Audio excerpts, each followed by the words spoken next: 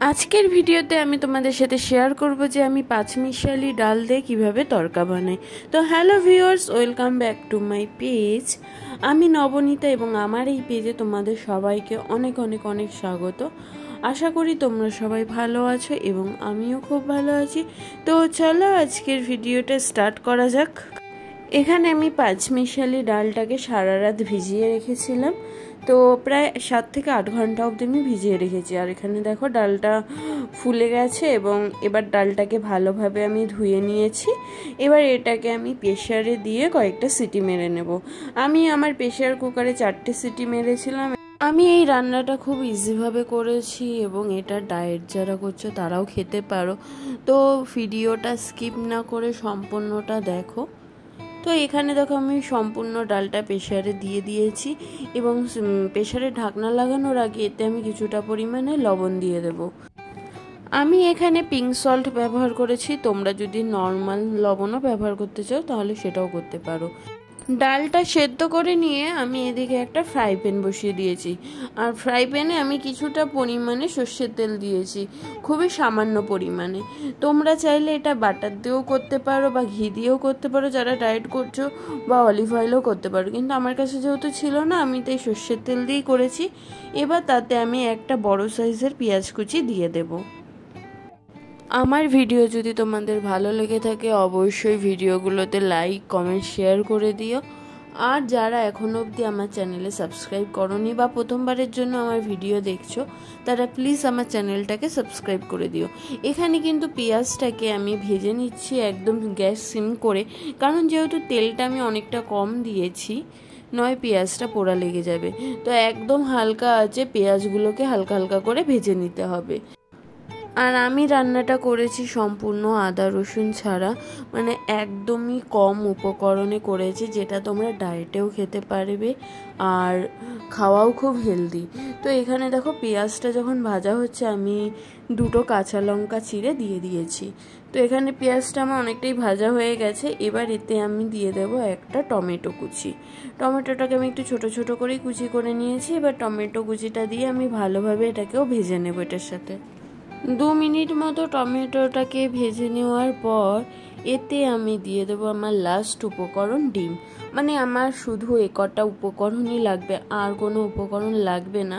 তো এখানে আমি দেখো ডিমটা দিয়ে দিলাম। ডিমটা দিয়ে দেওয়ার পর আমি এখানে 2টো ডিম ব্যবহার করেছি।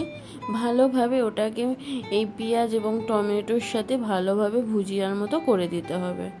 আর এই সময়টা না ভালোভাবে নাড়তেও হবে। তো এখানে দেখো আমার ডিম ভুজিয়াটা অনেকটাই ভাজা ভাজা হয়ে এসেছে এবং বাকি ভাজাটাও হবে। তো এখানে আমি এই পর্যায়ে দিয়ে দেব কিছুটা পরিমাণে হলুদ গুঁড়ো। হলুদ গুঁড়ো দিয়ে নেওয়ার পর আমি আবারও ডিমটার সাথে হলুদটাকে ভালোভাবে একটু নেড়ে ছেড়ে দেবো। আর এখানে যেহেতু আমি তেলটা একদম অল্প পরিমাণে ব্যবহার করেছিলাম তাই একটু হালকা হালকা কড়াইয়ে লেগে যাচ্ছিলো, এটাই হবে। কিন্তু তোমাকে এটা ভালোভাবে নাড়তে থাকতে হবে, তাহলে এটা হয়ে যাবে। এবং এখানে স্বাদের জন্য একদম সামান্য পরিমাণে চিনি দিয়ে দেবো। চিনি দিয়ে একটু নেড়ে ছেড়ে নিয়ে এখানে যখন দেখবো যে আমার ডিম ভুজিয়াটা পুরো হয়ে গেছে, তখন ওখানে আমি যে ডালটা সেদ্ধ করে রেখেছিলাম সেই সেদ্ধ ডালটা এতে দিয়ে দেব। আর এখানে যেহেতু কোনো মশলা নেই সেরকম যে কষানোর জন্য, তাই আমি একদম এই জল শুদ্ধই ডালটাকে দিয়ে দিয়েছি। আর এবার এই পেঁয়াজ ভাজার সাথে বা ডিম ভুজিয়ার সাথে ডালটাকে একটু ভালোভাবে নেড়ে ছেড়ে নেব। যেহেতু আমি ডালটা 4টে সিটি মেরেছিলাম এবং আমার ডালটা সম্পূর্ণ সেদ্ধ হয়ে গেছিলো, তাই আমি এই পর্যায়ে গ্যাসের ফ্লেমটা বাড়িয়ে দিয়েছিলাম। এটাকে ফুটতে দেওয়ার জন্য অপেক্ষা করছিলাম। তোমাদের যদি ডালটা যদি একটু সেদ্ধ কম হয়ে থাকে তাহলে গ্যাসটা সিম করে করবে। যেহেতু আমার ডালটা সম্পূর্ণ সেদ্ধ তাই আমি গ্যাসের ফ্লেমটা বাড়িয়ে দিয়েছিলাম। তো এখানে দেখো আমার ডালটা ফুটে উঠেছে। এবার এতে আমি কিছুটা লঙ্কার গুঁড়ো দিয়ে দেবো, কারণ কাঁচা লঙ্কা আমার কাছে সেই মুহূর্তে আর ছিল না। যদি তোমাদের কাছে কাঁচা লঙ্কা থাকে তাহলে তোমরা কাঁচা লঙ্কা দিও, কিন্তু আমার ওই 2টো লঙ্কাতে একটুও ঝাল হয়নি, তার জন্য আমি কিছুটা লঙ্কার গুঁড়ো দিয়ে দিয়েছিলাম।